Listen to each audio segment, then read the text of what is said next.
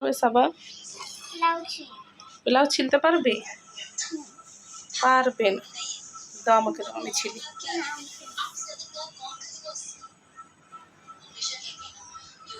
পারে না, তারপরে চেষ্টা করতেছে শিখতে।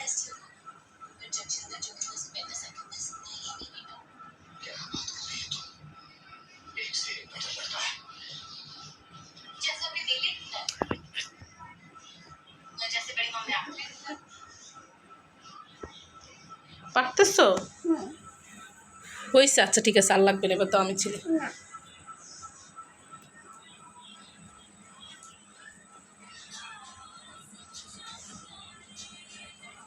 আচ্ছা হয়েছে, দাও, যতটুকু হয়েছে দাও, এবার আমি ছিলি। ছিঁড়ে দেখি তুমি কতটুকু পারো।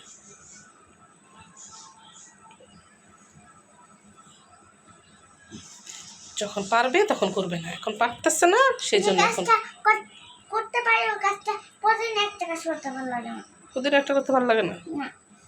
যেমন আমি চেয়ার বসতে পারি, ওর কাছে করতে ভালো লাগে না। মানে ভালো লাগে পানি ভরতে পারে, ওটা করতে ভালো লাগে। আমার কাটতে বেশি ভালো লাগে। যখন তুমি বড় হইবা পারবা তখন আর তুমি করবা না বললে। তো দেখি কতটুকু ছিলছো তুমি।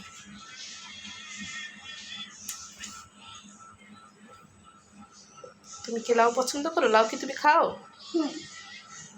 বলতো লাউ কি কি দিয়ে রান্না করা যায়?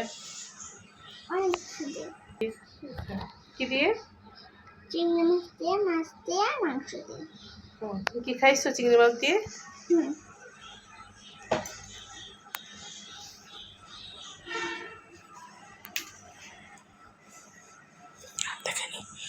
দেখি তো কতটুকু ছিলছো। অর্ধেকটা তো প্রায় ছিল শেষ। এবার দাও, আমি ছিলে দিয়ে, তুমি পারবা না। সাবা আমাকে অনেক কাজে হেল্প করে, টেবিল মুছে দেয়, তারপর বিছানা গুছায়, ফার্নিচার মুছে, তাই না সাবা? হয়েছে, দাও, অনেক হয়েছে, এবার দাও আমাকে। হয়েছে।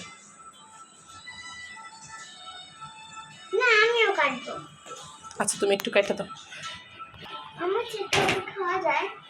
হ্যাঁ, ছিলকা ভাজি করে খাওয়া যায়, আবার অনেকে ভর্তা করে খায়, কিন্তু আমরা কখনো ভর্তা করে খাই নাই, ভাজি করে খাইছি। তোমার যেটু একটা গাছ লাগাইছিল, ওই গাছে একটা এরকম লাউ হয়েছে, অনেক সুন্দর কচি লাউ। এটা অনেক মজা লাগছে, রান্না করছি, তোমার দাদার অনেক পছন্দ হয়েছে ওটা, ছিলকা ভাজিটা। তারপর থেকে আর করিনি কখনো। তাও ছিলে দিছে, এবার আমি কাটি, আর আর কাটতে হবে না। তুমি পারবে না, দাও।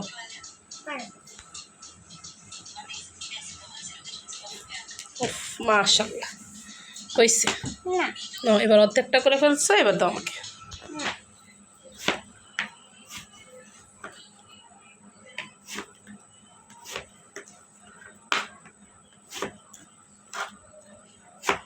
এভাবে কাটতে হবে, বুঝছো? তুমি যখন বড় হবে তখন তুমি কাটতে পারবে, কিন্তু তুমি ছোট, এখন তুমি কাটতে পারবে।